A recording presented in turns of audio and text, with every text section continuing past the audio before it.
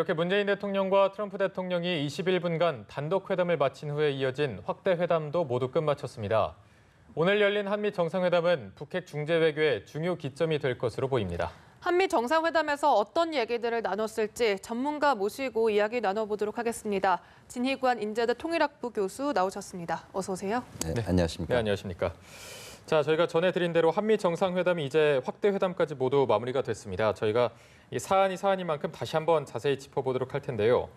먼저 오늘 문재인 대통령이 마이크 폼페이오 미 국무장관 그리고 존 볼턴 백악관 국가안보보좌관과 함께한 자리에서 북미 정상회담의 성공을 위한 김정은 위원장의 의지는 분명하다, 확실하다 이렇게 전했습니다. 북한이 태도가 요즘 조금 강경하게 바뀌었었는데 이렇게 좀 확실하게 말할 수 있는 배경에는 어떤 게 있다고 볼 수 있을까요? 네, 몇 가지가 있을 것 같은데요. 우선 그 북한의 조선노동당의 방침이 지난 그 7기 3차 당 전원회의를 열어서 그 노선 변경을 했지 않습니까? 네네. 그래서 그동안 경제와 핵 병진 노선을 얘기하다가 이제는 경제 건설에 집중할 것이다. 즉 비핵화를 하겠다라는 의지를 표명한 것이고요.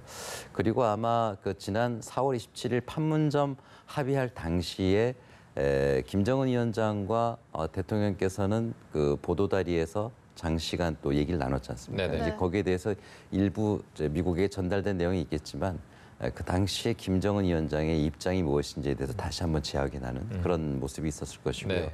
그리고 아마 최근에 확인되지는 않았습니다만은 북한의 이러한 반발이 나타난 이후에 우리 정부에서는 여러 채널을 동원해서 북한과 소통하는 노력을 기울였을 것이다. 네. 그런 소통 과정에서 북한의 메시지가 있었던 것이 아니냐 이런 것들을 가지고 대통령께서 확고한 의지가 있다라는 표현을 쓰신 게 아닌가 생각이 됩니다. 네. 네. 사실 백악관 내에서 이 북미 정상회담에 대한 회의론이 커지고 있는 상황이지 않습니까? 이런 가운데 문 대통령이 또 이전 협상과는 차원이 다르다. 북미 정상회담의 준비에 매진해달라라는 당부의 말도 전했는데요. 이것도 네. 어떻게 보면 이 북미 정상회담에 대한 더 확고한 의지를 보여준 것이겠죠? 네, 그렇습니다. 그러니까 지금 미국에서 불안해하는 것은 북한이 과거처럼 즉 김정일 시대의 육자회담을 통해서 핵을 합의해 나가는 과정에서 결국은 실패를 경험했지 않습니까? 네. 이번도 같은 경험을 하는 것이 아니냐 이런 것들에 대한 불신이 많이 이제 작용하고 있는 것 같은데 문 대통령의 말씀은 지금 김정은 정권의 핵 폐기 즉 비핵화의 어떤 그 방식은 과거와는 분명히 다르다. 지금 뭐 이미 보도가 다 되고 있습니다만 아마 내일이나 모레쯤 풍계리 그 북부 핵실험장의 폐기가 이루어지게 되거든요. 폭발을 시킵니다. 네. 이런 것들은 어떤 그 대가가 없이 즉 북미 대화도 없었는데 북한이 나서서 적극적으로 하고 있잖아요. 그러니까 과거에 비하면 북한이 매우 속도 있게 적극적으로 비핵화를 진행하고 있다. 이런 것들을 통해서 볼 때 과거와의 분명히 다른 점들을 미국 당국에서는 이해할 필요가 있다는 걸 말씀하신 것 같습니다. 네. 자, 그리고 문재인 대통령이 한미 정상회담에 앞서서 방명록에 글을 남겼는데 그 글도 한번 함께 보도록 하겠습니다. 자, 평화와 번영을 향한 한미 동맹, 세계사에 위대한 발자취를 남기길이라고 남겼는데 어떻게 보면 오늘 한미 정상회담에 있는 의미를 다 담았다고 볼 수가 있겠죠? 네, 그렇습니다. 굉장히 고심 끝에 나온 중요한 문장이 아닌가 이런 생각이 드는데 네. 지금 그 한미 정상회담도 그렇고 지난 판문점 선언도 그렇고요. 앞으로 북미 회담도 열리게 될 수 있겠습니다만 가장 원하는 것은 즉 각 국가의 평화와 번영이거든요. 즉 번영이라는 말은 국가 이익을 얘기하는 겁니다. 네. 예를 들면 대한민국에게도 남북 정상회담이 일자리가 되고 돈이 되는 그런 국가 이익과 연관이 되었을 때 가장 국민들이 공감하고 이해할 수 있는 거 아니겠습니까? 바로 그런 점에서 평화와 번영은 우리에게도 매우 중요한 것이고 네. 그리고 또 세계사에 위대한 발자취를 남기길이라는 얘기를 했는데 트럼프 대통령은 가장 희망하는 사안이 아닐까 생각이 되는데 이것은 뭐 트럼프 대통령 개인만의 어떤 요구만이 아니라 실제로 북미 간의 정상회담을 하고 앞으로 수교 절차까지 이어진다면 이것은 두 나라만의 문제가 아니라 동아시아 질서까지 바뀐다는 굉장히 중요한 세계사적인 의미가 있다. 이런 모든 것들을 포괄하는 상당히 의미심장한 그런 문장이었다는 생각이 듭니다. 네. 네. 또 한미 정상회담의 경우에 이번에 단독 회담과 확대 정상회담 두 부분으로 나눠서 이루어졌는데 이 단독 정상회담에서는 21분 동안 정말 배석자 없이 사전 조율 없이 이루어졌는 것으로 알려져 있는데 네. 이 단독 회담에서 과연 허심탄회하게 솔직한 이야기가 오갔으리라 보십니까? 네, 그렇습니다. 아마 최근에 이제 트럼프 대통령이 그 문재인 대통령과 전화 통화도 했었죠. 그리고 최근 상황에 대해서 아마 양 정상의 의견 교환은 이미 있었습니다만 네. 네. 아마 그 북미 정상회담이 열리는 6월 12일 이전에 양 정상이 이렇게 맞대고 이야기할 수 있는 마지막 기회인데요. 그 21분은 굉장히 중요했을 것이라고 생각이 됩니다. 아마 우리 대통령께서는 이 시간을 통해서 북미 정상회담이 개최될 경우에 그리고 그 이후에 대한민국 정부가 이 문제를 해결해 나가는 데 있어서 적극적으로 협력하고 노력할 것이다라는 그런 확신을 트럼프 대통령에게 심어주는 그런 시간이 되지 않았을까 생각이 됩니다. 네. 자, 그리고 저희가 앞서서 트럼프 대통령의 발언을 보여드리기도 했지만 다시 한번 좀 짚어보자면 북미 회담 지금 안 열리면 다음번에 그리고 열리면 좋고 안 열려도 괜찮다고 말을 했는데 표면적으로 볼 때는 아쉬운 게 없다 이런 메시지로 보이거든요. 어떤 속내가 담겨 있을까요? 네, 아무래도 표면적인 게 아닌가 그런 생각이 드는데요. 네. 정상회담 말미에 나온 이야기들을 보면은 북미 정상회담은 열릴 가능성이 지금 높은 것으로 그렇게 해석이 되고 있거든요. 네. 네. 그렇다고 한다면 아마 트럼프 대통령은 이것은 하나의 화법으로 우리가 보는 게 맞지 않겠는가. 그리고 트럼프 대통령의 이제 이미 그 북미 간의 정상회담 하기로 약속을 했는데 그것이 깨진다면 본인한테도 상당히 그건 이제 여러 가지 데미지가 있겠죠. 그래서 아마 안 열리길 희망한다든가 어떤 까다로운 조건을 걸겠다는 것이 아니라 네. 열리길 희망하는 그런 어떤 역설적인 표현이 아니었나 그렇게 볼 수도 있을 것 같습니다. 네. 네, 열리길 희망하는 역설적인 표현이다라고 분석을 해주셨는데요. 그렇다면 트럼프 대통령은 또 한반도의 비핵화는 반드시 이루어져야 한다고 강조를 했는데 사실 트럼프식의 해법은 일괄 타결식이고 북한은 단계적 해법을 모색하고 있지 않습니까? 네. 이 절충점이 과연 찾을 수 있을까요? 그래서 지금 아마 그 많은 보도에서도 그렇습니다만 그렇게 서로 대립되는 것처럼 이제 얘기가 되는데 네. 사실은 일괄 타결한다 하더라도 네. 하루 아침에 바로 해결되는 게 아니라 그것도 이제 단계를 밟아야 되잖아요.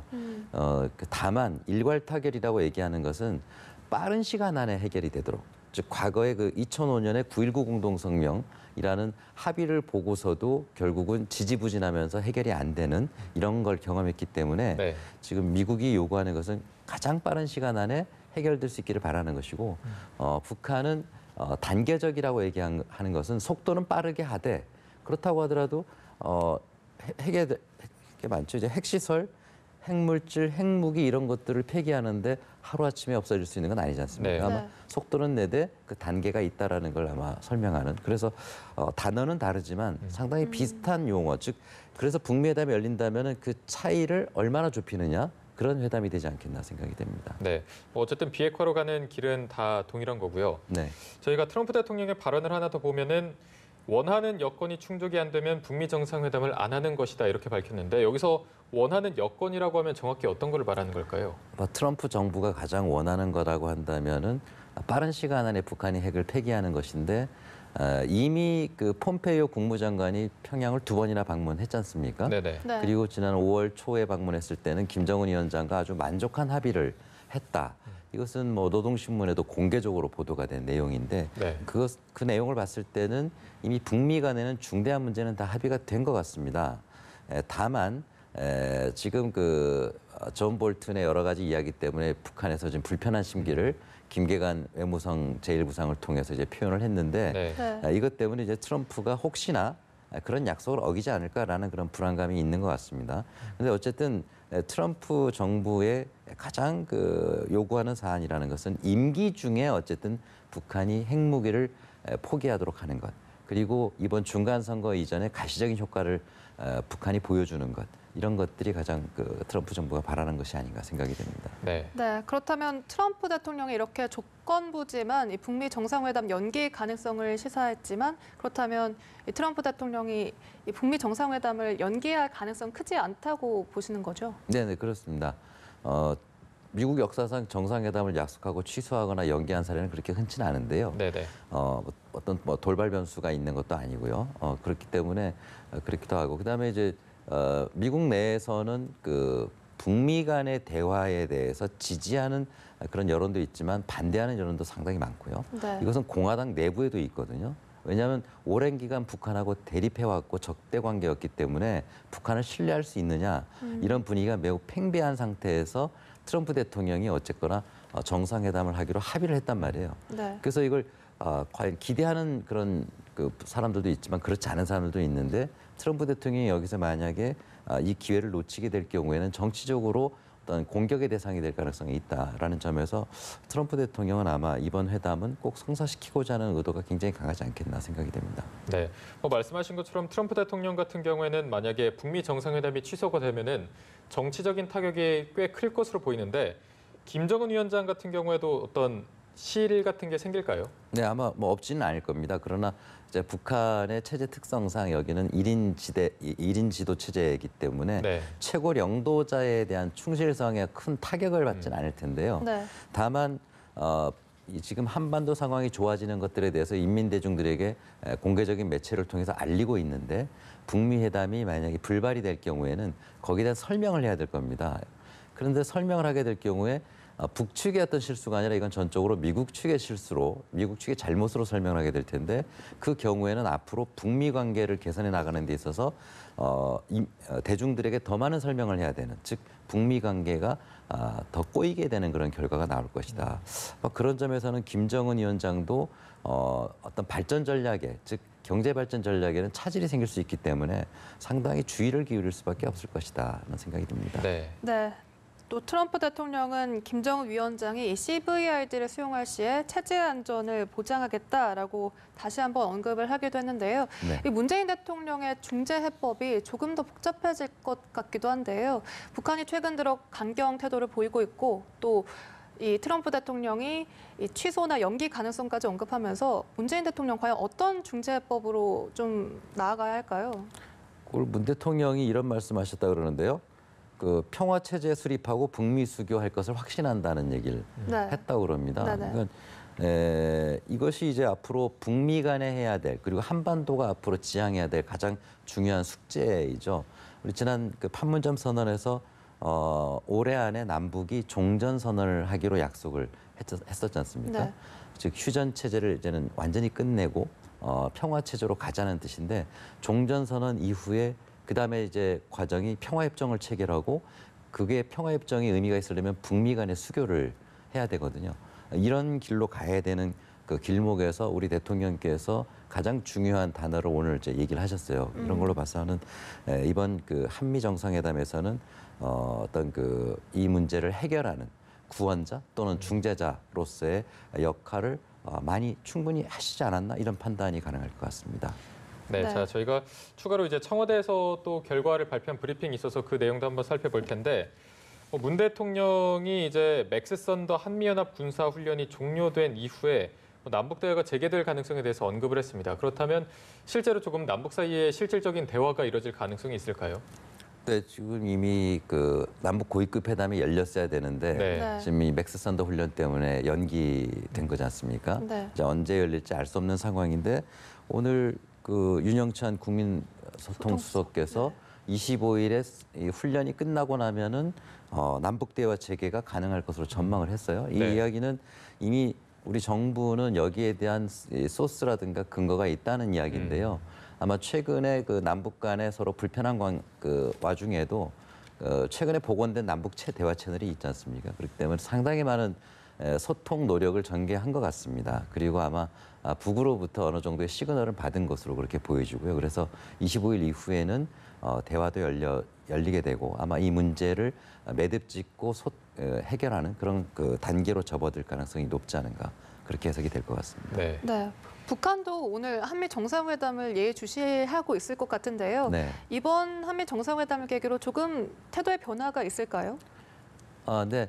그 북한이 가장 우려했던 것은 뭐 남측에게도 있지만 지금 미국이 그동안 미국의 이제 존 볼튼 그 보좌관이라든가 이런 그 보수 진영에서의 발언들, 특히 그 리비아식 모델이라고 얘기한 이런 발언들에 대해서 네. 거기에 대해서 아주 북한이 불만을 표출한 것인데 네. 리비아식 모델이라는 것은 결국은 지도자가 처형당하는 그런 상태까지 가는 거거든요. 그러니까 네. 북한은 그것을 가장 우려하고 있는데 오늘 트럼프 대통령이 CVID를 하게 될 경우에 북한 체제를 보장하겠다라고 얘기한 것은 바로 얼마 전에도 리비아 모델은 아니다라고 얘기했습니다만 과거에 얘기했던 그대로 북한 체제를 미국은 보장하도록 하겠다라는 의사를 밝힌 것이라고 볼 수 있을 것 같습니다. 그렇다고 본다면 북한이 염려하는 그런 리비아식 해법이라든가 이런 데서는 좀 많이 멀어졌다라고 한다면 북한으로서는 좀 더 좀 고려할 수 있는 안심을 생각할 수 있는 그런 상태가 되지 않았나 그렇게 보여집니다. 자, 저희가 주제를 조금만 더 확장을 해보자면 일단 이번 주 한미 정상회담 외에도 풍계리 핵실험장 폐기가 예정이 돼 있지 않습니까? 아까 교수님께서 언급을 하셨지만 지금 우리나라를 제외한 4개국 외신 기자들만 초청을 받았는데 네. 현 상황에 대해서 조금 어떻게 보십니까? 사실 좀 안타까운 상황이긴 한데요. 지금 4개국 기자단만 원산으로 이제 갔습니다. 네네. 네. 그리고 아마 그 풍계리 핵실험장까지는 기차로 이동해야 되는데 지금 날씨 상태가 좋지 않기 때문에 네. 날씨가 안 좋고 비가 오게 되면 이제 폭발하는데 누전 위험성이라든가 이런 게 있기 때문에 아마 오늘 이동하지 않고 내일쯤 이동할 것으로 그렇게 보여집니다. 네. 근데 이제 지금 그 한국 기자단이 지금 가지 못했는데 지금 통일부 입장으로는 좀 더 오늘 좀 지켜볼 필요는 네. 있지 않겠는가 이렇게 얘기를 하고 있고요. 그리고 그 보도가 잠깐 됐습니다마는 그 북한의 베이징 특파원, 원종혁 특파원이 한 이야기가 있는데 네네. 우리 측 기자들에 대해서 뭐라 그랬냐면 남측 기자들이 참가해 주시면 얼마나 좋겠냐 이런 이야기를 해요. 네. 네. 그리고 또 우리 기자를 껴안으면서 귓속말을 하는 그런 모습이 이제 목격이 됐는데 북한의 언론인들은 국가기관 소속입니다. 그래서 네. 함부로 이야기할 수 있는 입장이 아니거든요. 근데 남측 기자들의 그 방문에 대해서 긍정적으로 얘기했다라는 것은 여전히 아직 우리가 취재를 할 수 있는 기회를 좀 더 기다려볼 필요는 있지 않겠는가 하는 그런 하나의 신호가 아닌가 생각이 됩니다. 네. 우리 기자단의 취재 가능성 조금은 더 기다려봐야 할 것 같고요. 또 이제 마지막 질문을 드리겠습니다. 이 트럼프 대통령이 앞서 최근 북한의 태도가 시진핑 중국 국가주석과 만난 후에 조금 변했다라고 이렇게 언급을 했는데 일본 언론도 이렇게 보도를 했거든요. 네. 이와 관련해서는 또 어떻게 받아들여야 할까요? 아마 일본의 영향이거나 또 미국의 어떤 보수 진영 일부의 영향을 받은 게 아닌가 이렇게 생각이 되는데요. 네. 네. 팩트를 놓고 본다면은 시점이 좀 많이 차이가 있는 것 같습니다. 시진핑을 다롄에서 만난 게 이제 5월 8일인가요?